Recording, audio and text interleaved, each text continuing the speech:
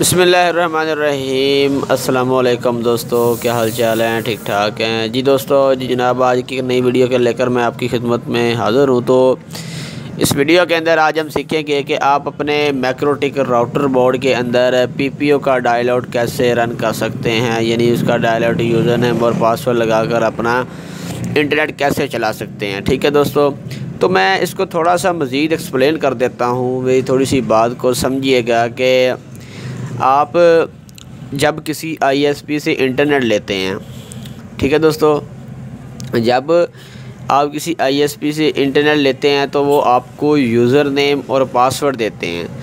अब वो user name और पासवर्ड आप टीपी लिंक के अंदर या राउटर के अंदर या मॉडेम के अंदर वो डाउनलोड करवाते हैं और अपना इंटरनेट चलाते हैं। ठीक है दोस्तों, तो वही यूज़र नेम और पासवर्ड मैं चाह रहा हूँ कि आपको टीपी लिंक और मॉडेम भी ना लगाना पड़े। आपने अगर मैक्रोटिक लगाया है तो डायरेक्ट वो पीपीओ यूज़र नेम और पासवर्ड आपके आपका जो मैक्रोटिक है उसके अंदर चल पाए, यानी आपका ख़र्चा बचे, आपको पीछे बैक हैंड पर एक टीपी लिंक और या मॉडेम वगैरह की ज़रूरत भी ना लगानी पड़े। ठीक है, उसकी आज मैं आपको सेटिंग करने सिखा रहा हूँ या कहने बताने जा रहा हूँ। तो चलते हैं दोस्तों अपने विन बॉक्स में और सेटिंग करते हैं। तो ये अभी देखिएगा कि मेरा राउटर बोर्ड बिल्कुल फ्रेश है। ठीक है, कोई आईपी नहीं है। मैं मैक एड्रेस पर क्लिक करके इसको कनेक्ट करता हूँ। तो अभी इसके अंदर कोई कॉन्फ़िगरेशन वगैरह नहीं हुई, बिल्कुल रीसेट किया हुआ है इसको। तो आपने क्या करना है, आपने सबसे पहले क्विक सेटअप पर क्लिक करना है। क्विक सेटअप पर क्लिक करने के बाद आपने यहाँ पर पीपीओ पर क्लिक कर देना है।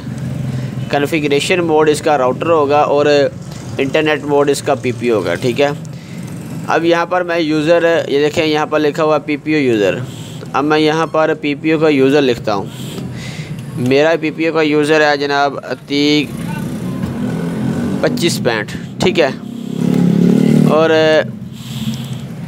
पासवर्ड भी इसका यही है, अतीक 2565। ठीक है, वही मैंने पासवर्ड लगा दिया और वही मैंने यूज़र लगा दिया। अब ये दोनों चीज़ें लगाने के बाद आपने क्या करना है, यहाँ ऑटोमेटिक में आ जाना। आने के बाद आपने, अगर आपने आईपी दी हुई है पहले से तो फिर तो अच्छी बात है। अगर आपने नहीं दी हुई तो मैंने अभी कॉन्फ़िगरेशन ही नहीं की, तो मैं दोबारा से अभी मैं शुरू से इसको कॉन्फ़िगर कर रहा हूँ। तो मैं यहाँ पर इसको आउट करने के लिए एक आईपी दूंगा। मैं इसको 1.1 दे देता हूँ आउट करने के लिए। अगर आपने ब्रिज बनानी है, तमाम की तमाम पोर्ट को ब्रिज बनाना है, तो आप यहाँ पर ब्रिज ऑल लैन पोर्ट कर लें। मैंने ब्रिज ऑल लैन पोर्ट कर लिया। ठीक है, ये मैंने यूज़र नेम लगा लिया, पासवर्ड लगा लिया। और एक चीज़ रहेगी कि अगर आपको पीपीओ का सर्विस नेम भी दिया जाता है, कोई कंपनी होती है जो सर्विस नेम भी प्रोवाइड करती हैं, अगर आपको वो दिया जाता है तो यहाँ पर सर्विस नेम आपको लिखना पड़ेगा। लिखने के बाद अप्लाई करेंगे, ओके कर देंगे। ठीक है दोस्तों, अगेन क्विक सेटअप में जाएंगे और यहाँ पर मैं आपको स्टेटस शो करवाऊँगा। ये देखिए पीपीओ स्टेटस हमारा क्या आ रहा है कि कनेक्टेड, यानी पीपीओ का स्टेटस कनेक्ट है। उसके बाद ये हमारा हो गया, अप्लाई करेंगे, ओके करेंगे। अब मैं आपको चेक करवा दूँ कि हमारा नेट चला या नहीं चला। तो सबसे पहले मैं जल्दी से क्या करता हूँ, अपने डीएनएस सेट करता हूँ और इसको कॉन्फ़िगर करके आपका मैं भी चेक करवा देता हूँ। अगर आपका हॉटस्पॉट या पीपीओ पहले से कॉन्फ़िगर है तो आप इसी तरीके के साथ जस्ट आपने क्विक सेटअप पर क्लिक करके इसको आपने रन करवा लेना है अपने मैक्रोटिक के अंदर। तो मैं अभी जल्दी से ये हॉटस्पॉट सर्वर क्रिएट कर लूँगा। तो यहाँ पर कुछ देर आपको वेट करना पड़ेगा। मैंने इसका कह लें कि नाम वगैरह भी रख लिया। अब यहाँ पर अब देखिए यहाँ पर लॉगिन पेज नीचे आ चुका है। तो यहाँ पर atik.net लिख कर मैं इसको लॉगिन करूँगा। अगर लॉगिन करने के लिए यहाँ पर एक यूज़र बनाते हैं, 7 नाम के ना, ये हमने 7 नंबर के साथ यूज़र एक बना दिया। ठीक है, तो मैं यहाँ पर 7 लिखूँगा और नीचे भी 7 लिख कर ओके करूँगा। ठीक है, ये लॉगिन हो गया। हम नेट चेक करते हैं। ठीक है दोस्तों, तो ये देखिए आपके सामने हमारा नेट चल चुका है।